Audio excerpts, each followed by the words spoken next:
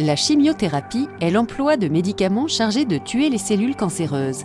Ces médicaments anticancéreux sont généralement administrés par voie intraveineuse, IV, c'est-à-dire qu'ils sont administrés au goutte à goutte dans la circulation veineuse selon un rythme préétabli.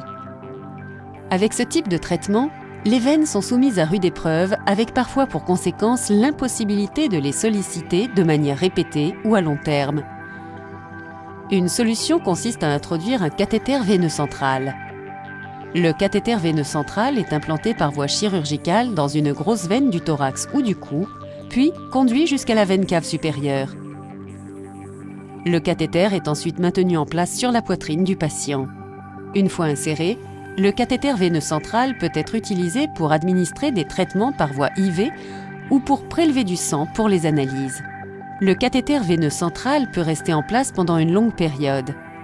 Il est une solution avantageuse pour les patients qui ont besoin d'une chimiothérapie au long cours.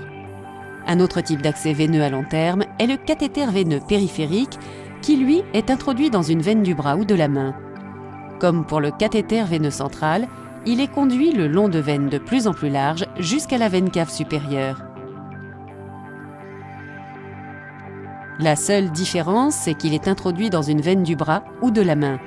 Comme pour le cathéter veineux central, il est conduit le long de veines de plus en plus larges jusqu'à la veine cave supérieure. Ces deux types de cathéters permettent un accès veineux à long terme et évitent les piqûres fréquentes. Grâce au cathéter veineux central, certains traitements peuvent même être administrés à domicile.